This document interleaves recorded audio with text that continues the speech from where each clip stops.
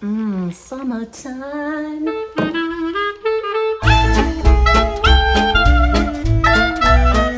Hello and welcome to another video. My name is Heather and as always I'm reading with a vengeance, and as always I hope you are as well. If you are new to my channel, a very warm welcome to you. I'm very happy to have you here. If you are a returning subscriber, thank you so much for coming back. I am glad that some of my content brings you some joy. Hopefully. Very happy to have you all here. Today I'm doing a tag, as you probably read in the title, but it is an original tag by one of my Booktube besties, Gemma, over at Gem of Books, and she did a collaboration really with Emily at Novelle Novels and Danny at Danny's Book World. I will link all their channels down below. I enjoy all their channels. Specifically, I really enjoy Gemma's channel. I follow her religiously. She's just a joy. This tag was kind of created to go alongside the readathon that they're doing for the next year that kind of started in May. They're reading the 6 Tudor Queen series by Alison Weir. The first book is to be done. They're doing one book every 2 months.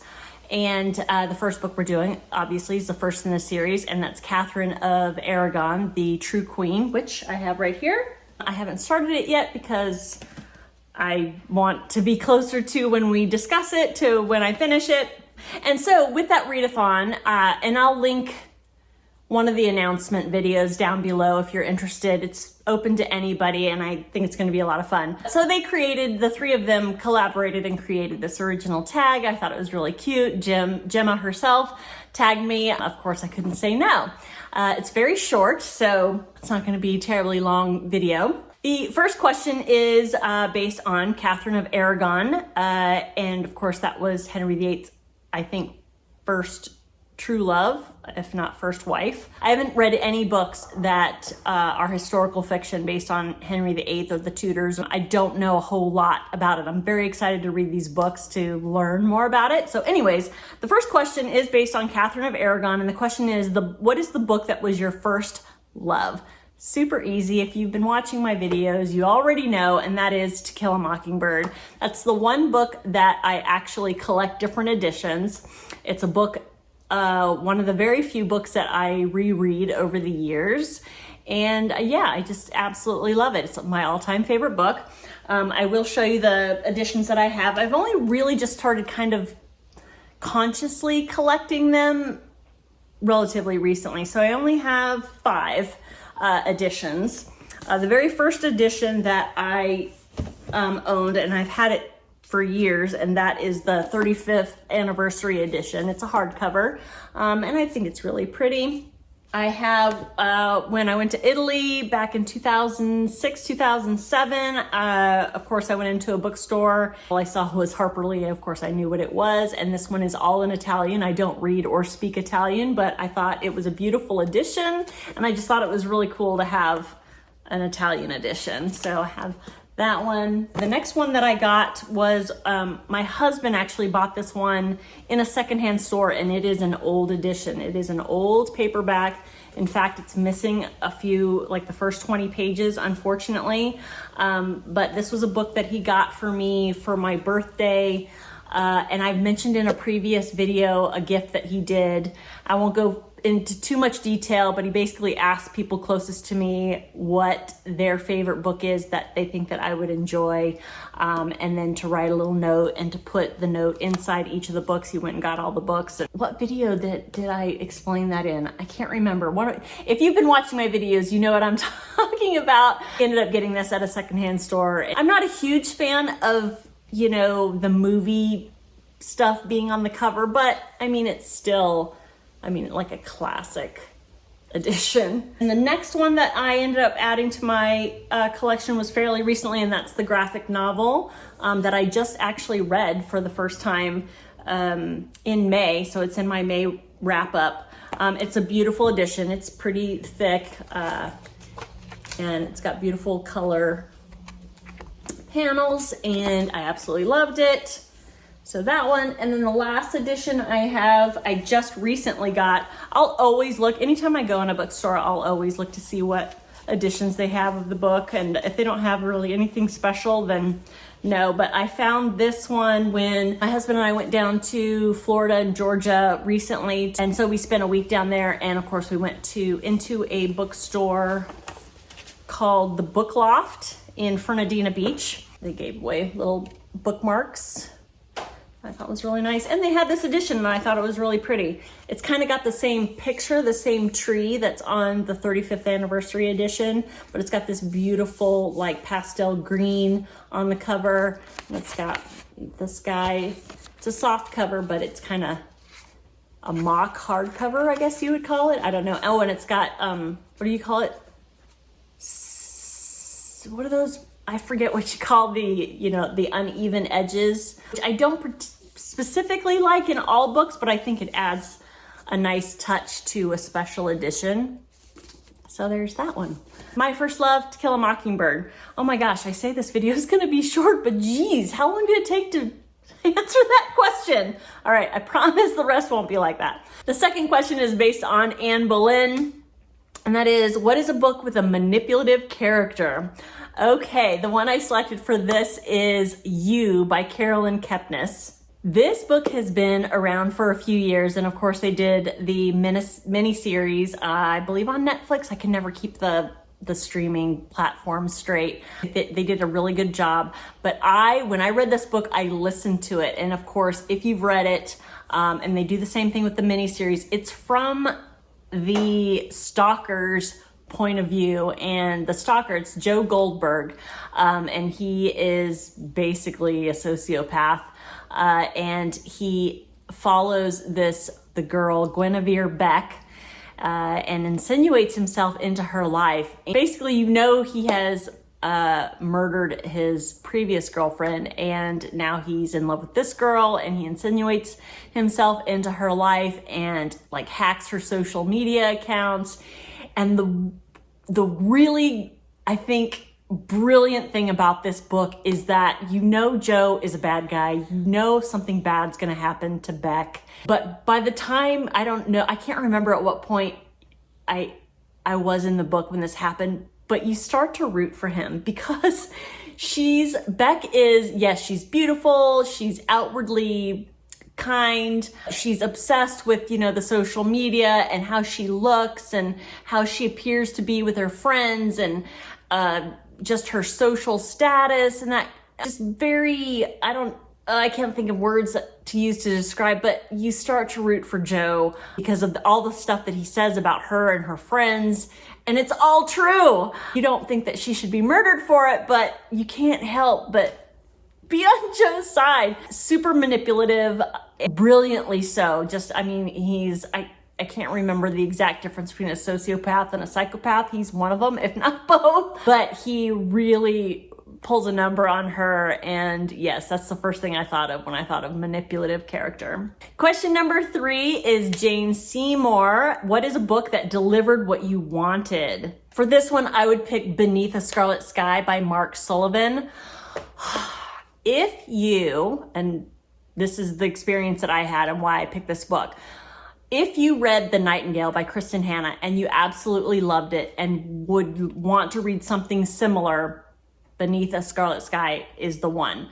And that's what happened with me. I read The Nightingale, absolutely loved it. It was the catalyst for my love affair for historical fiction based around World War II. I guess by luck, it probably was like Goodreads, if it says, oh, if you enjoyed this book, you might enjoy this book. I'm pretty sure that's what happened, and it didn't fail me. So without getting too much into the details, basically how The Nightingale takes place in Nazi-occupied France. This one, it takes place in Nazi-occupied Italy.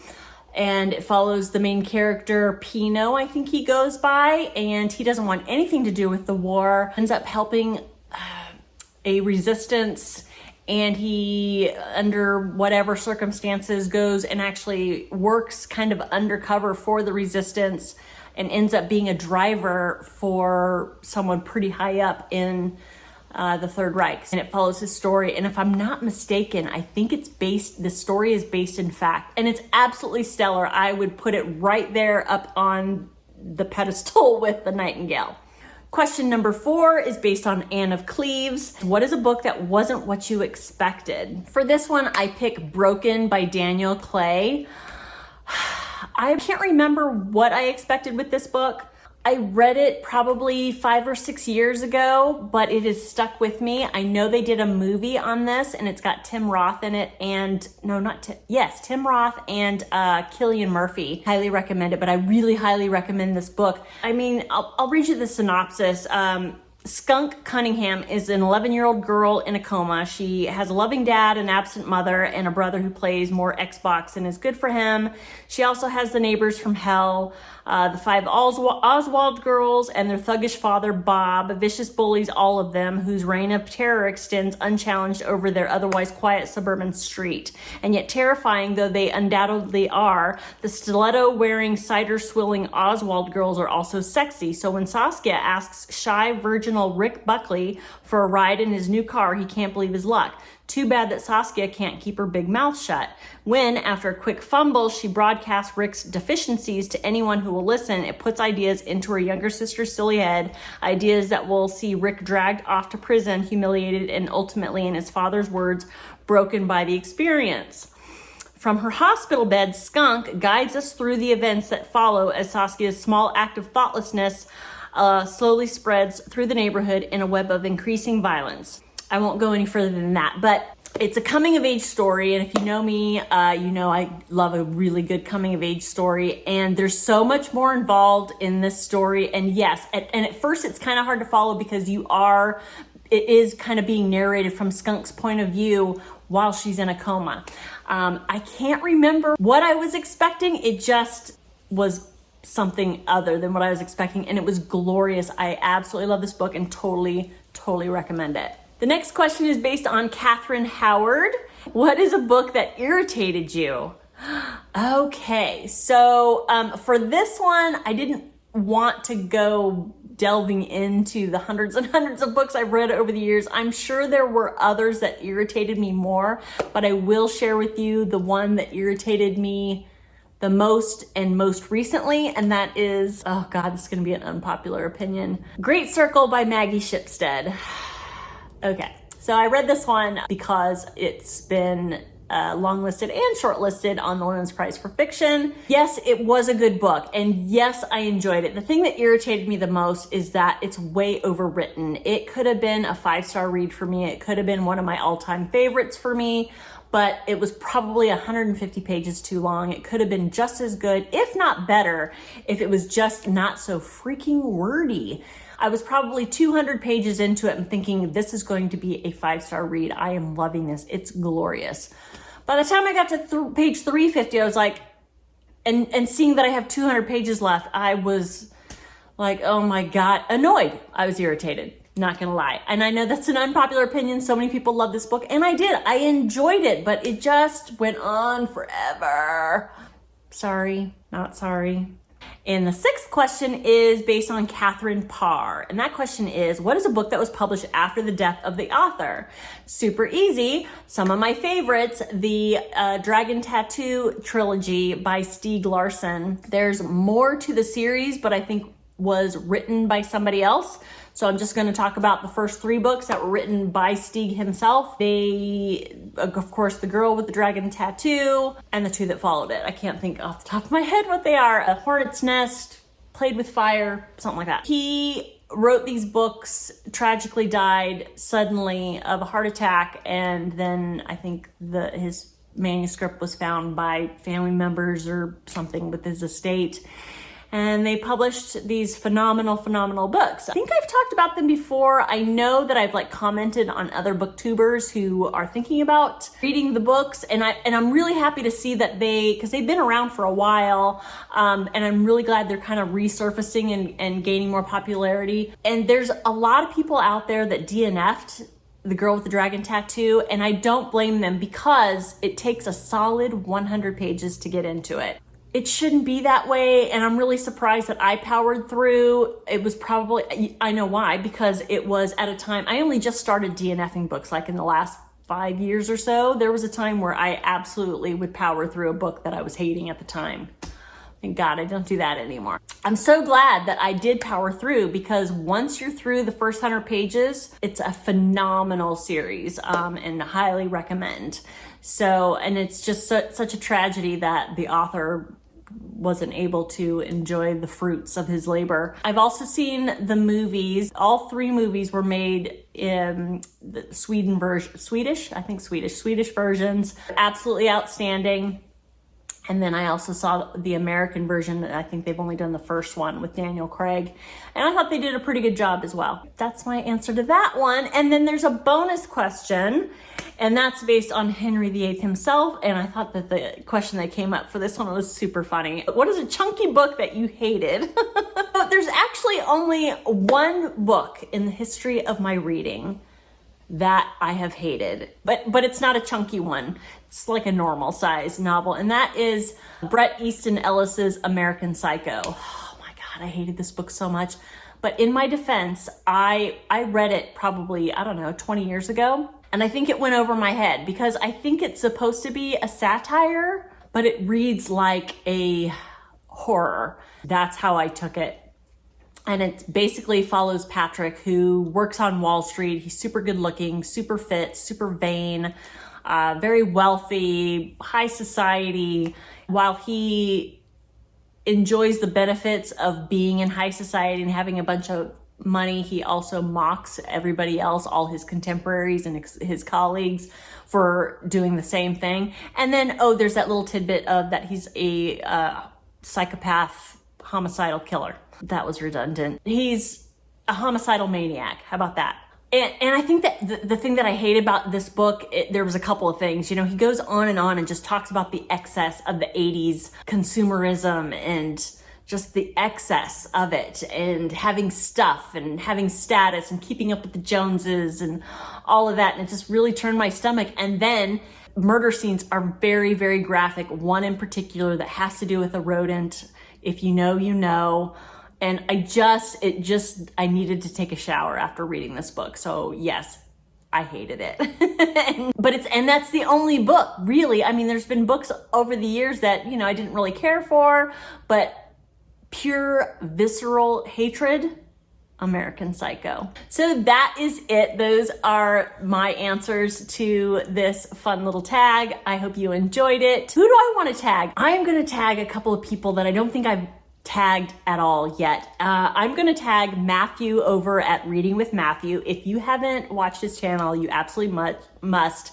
He is a joy to watch. I absolutely love his channel. I tag Sarah over at Your True Shelf. She has got a lovely channel as well. I love watching her wrap-ups. And I will tag Chloe over at Persistent Bookworm. I will link all of their channels down below. They're all a joy to watch. If you are still watching at this point, please give that like button a boop. I'd really appreciate it. And a subscribe would be wonderful as well. And I will see you next time. Bye-bye.